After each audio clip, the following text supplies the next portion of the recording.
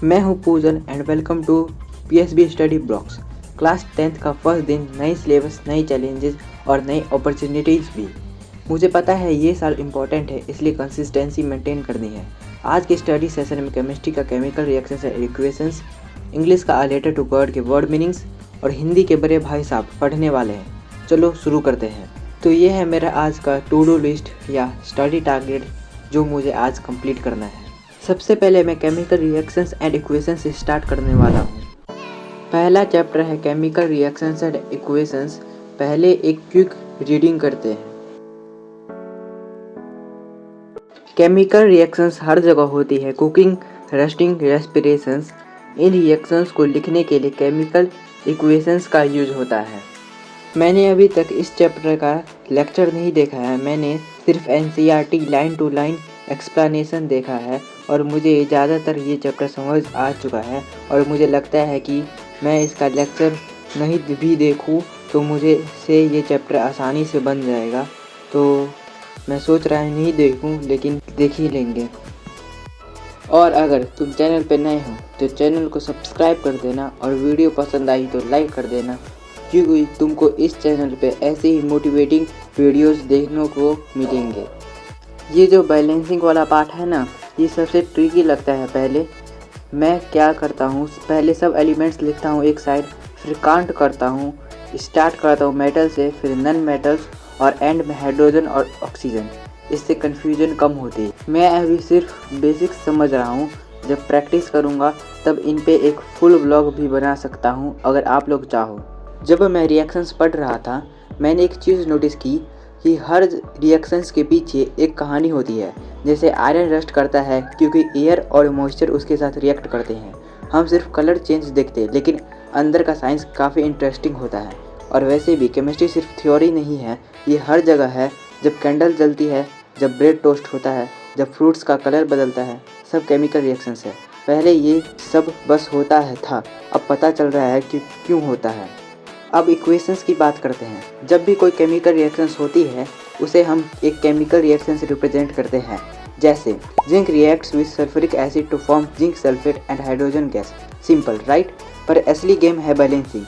मुझे शुरू में बैलेंसिंग मैथ जैसी लगी थी, कंफ्यूजिंग, लेकिन एक ट्रिक यूज कर ईजी हो गई। सबसे पहले मेटल्स बैलेंस करो, फिर नॉन मेटल्स और एंड में हाइड्रोजन और ऑक्सीजन।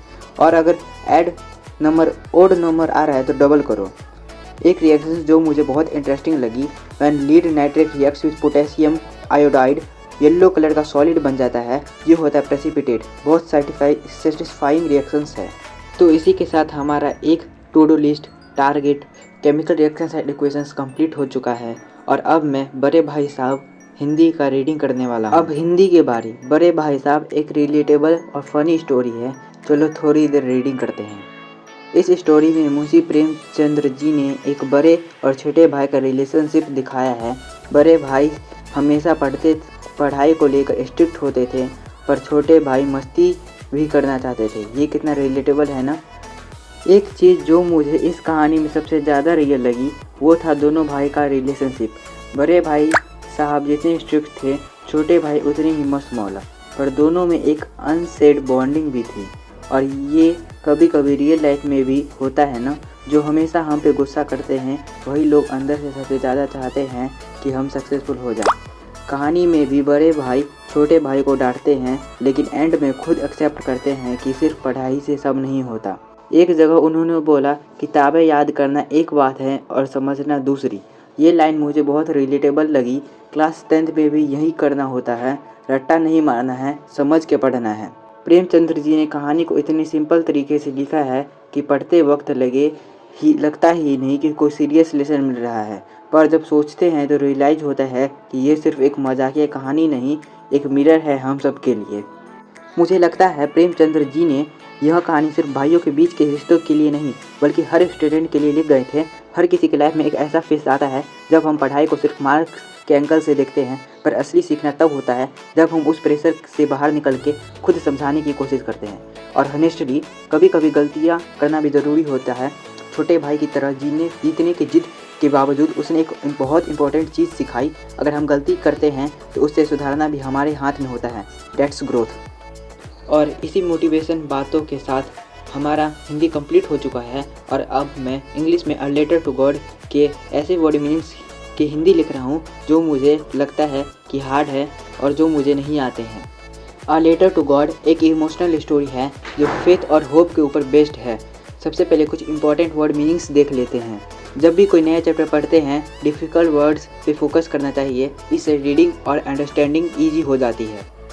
ये एक सिंपल स्टोरी है लेकिन मैसेज डीप है। लंचो एक फार्मर है जिसको फुल कॉन्फिडेंस है कि अगर गॉड को लेटर लिखेगा तो उसकी सुनवाई होगी।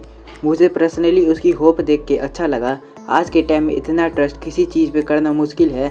और सबसे फ़नी पार्ट, जब पोस्ट ऑफिस वाले उसके लेटर का रिप्लाई भेजते हैं और वो उन्हीं पे शक करता है। और आप लोगों ने अगर ब्लॉग अच्छे से देख रहे हो तो आपने देखा होगा कि कुछ सामान इधर आ रही है, वो मैं नहीं फेंक रहा हूँ, वो मेरी बहन मुझे ब्लॉग बनाने में परेशान कर रही है।